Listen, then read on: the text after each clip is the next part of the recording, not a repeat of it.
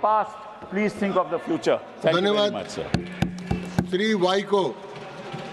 Sri Vaiko. 7 minutes. Honorable Vice Chairman, sir, thank you very much.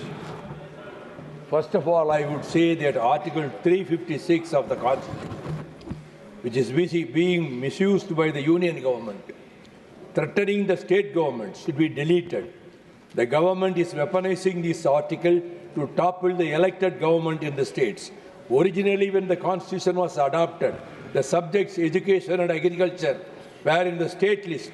Unfortunately, during the emergency, they were transferred to the concurrent list. I have moved a private member bill for bringing it back to the state list. The greatest justice, Honorable Krishna said on April 8, 1989, if there is any constitutional institution hurrying to commit harakiri under the Indian sun, it is the office of Rajpal. There are several pathological factors which feed the suicide appetite. The euphemism of the Constitution, when operated by illiterates in the axioms of the Westminster culture, lends itself to horrendous distortions which never happen. If the wheels of the governance are steered by the educated and intrepid governors who are aware of the relevant arts, acquire constitutional humility, and have a vision of the processes of democracy, which empower them with wisdom to guide and courage to resist pressures from illicit quarters, particularly from the Union Executive. No governor or president ever acts on his own. He has no sphere machinery to seek information or secure advice except the Department of Government. Indeed, by virtue of his high office, he cannot walk into the streets and make enquiries. He cannot demand from any source he fancies materials necessary for deciding questions which may arise before him in his non-governor capacity, and indeed he may become the subject of serious criticism and constitutional misdemeanor if he gets enmeshed in political controversy or litigative embarrassment through dubious consultations of his own. The guarantee of making the governor a chancellor is that in the usual constitutional manner, he will seek and rely upon advice given to him by the education or other relevant ministry. Whenever such questions arise in government, the governor's power is only to act according to the advice of his ministers and not investigate on his own and decide differently or indifferently. But that is happening in Tamil Nadu now by the governor. Independence of judgment is the first constitutional casualty of governorship and not measure of the presidency, except no to direct reconsideration, seek effective information from the ministry. The measure of the tyranny and treachery of the euphemistic text is gained from an instance. Article 52 declares that supreme command of the defense forces shall vest in the president. Can it be that the president is the supreme commander and can order the armies about? That will be naked dictatorship, demolishing democracy. Similarly, literally, construction leads to tyranny of meaning, and a governor or for that matter, president may well become under the device of construction a dangerous Caesar. Discordant and disgruntled politicians from the party in power in the union who cannot be accommodated elsewhere get appointed. Such persons while in office tend to function as agents of the union government rather than an impartial constitutional functionary. The number of governors who have displayed the qualities of ability, integrity, impartiality, and statesmanship has been on the declining side. These are the words of Baba Sahib Dr. Ambedkar. Speaking in the Constituent Assembly on the choice of governors, Jawaharlal Nehru observed, I think it would be infinitely better if he was not intimately connected with the local politics of the province, and would it not be better to have a more detached figure, obviously a figure that must be acceptable to the government of the province, and he must not be known to be a part of the party machine of the province. But on the whole, it probably would be desirable to have people from outside, eminent people, sometimes people who have not taken too great a part in politics.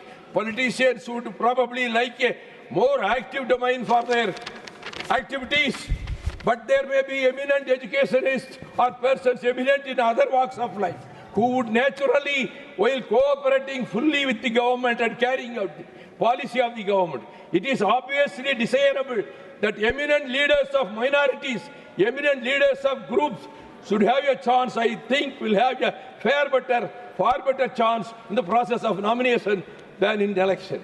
This is the Constituent Assembly Debates, Revised Edition, Volume 8, Volume 3, pages 455 and 456. In order to ensure proper selection of governors, we cannot do better than reiterate the criteria laid down in this regard by Jawaharlal Nehru. As senior politicians are among those who are eligible for selection, it is desirable that a politician from the ruling party in the union is not appointed as governor of a state which is being run by some other party or a combination of other parties. Any error in this respect can be pointed out by the Chief Minister during consultation at the pre-appointment stage. Regrettably, all these noble suggestions have found their way into the waste paper basket at the PM Secretariat. The Rajya Committee on the Governor's Office stated that the governor should be appointed always in consultation with the state cabinet. He further says the governor should be rendered ineligible for second term of office under governor or any other office of government. He should not be liable for removal except proved misbehavior or incapacity after inquiry by the Supreme Court. Center-state relations, we have followed the British parliamentary system. Cardinal principles of British parliamentary system was followed by our forefathers, and in their wisdom, when they evolved the constitution, they followed the principle of first past to the post, whether he or she is the winner. That is the principle. I do not say that is the only perfect system, but I will take only 2 minutes. But this is system which we have adopted. There are other systems in France. Unless they get more than 50%, there will be another election. Even in the United States of America, although a political party, whether the Republican or Democrat, get more votes in the states, it cannot get the chair of the president because of the electoral college system. I emphasized that let namaz be conducted in every mosque, right from the Himalayas down to Kanyakumari. Prayers be conducted in every church throughout the length and breadth of the country. Pujas be performed in all the temples. Prayers to be held in gurdwaras, Buddha vihars, Jain temples, and the message of rationalism may also be spread by the torchbearers of rationalism without any hindrance and without any offending anybody. This is the nucleus of secularism. We, the people of India, having solemnly resolved to constitute India into a sovereign, socialist, secular, democratic republic and to secure to all its citizens. The zealots of Hindutva forces are bent upon demanding to remove the 2 words in the preamble, socialism and secularism, in an undemocratic manner.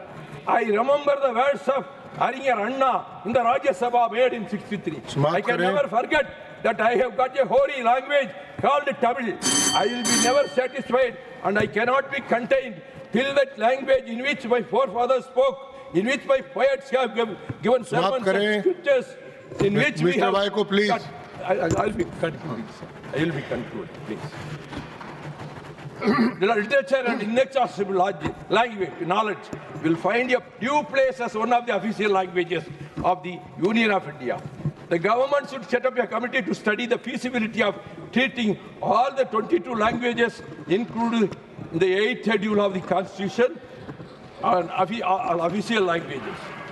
The Assembly has not only refrained from putting a seal of finality and infallibility upon this Constitution by denying to the people the right to amend the Constitution, as in Canada, or by making the amendment in the Constitution subject to fulfillment extraordinary terms and conditions, as in America or Australia.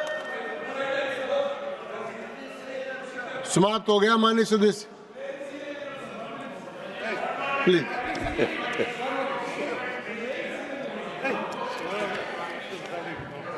आप बोलिए हाँ 1 minute में एक रामजीलाल जी कृपया बैठे रामजीलाल जी It is not a federal constitution. 1 minute. It is neither federal nor unitary. Some call it quasi-federal. I quote Carl J. Friedrich. Generally speaking, it can be said the decentralization is indicated where functional considerations are of primary importance, whereas communal preoccupation demands a federal system.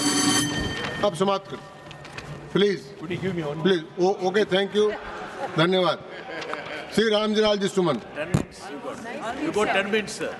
You've got 10 minutes. 3 minutes सभापति जी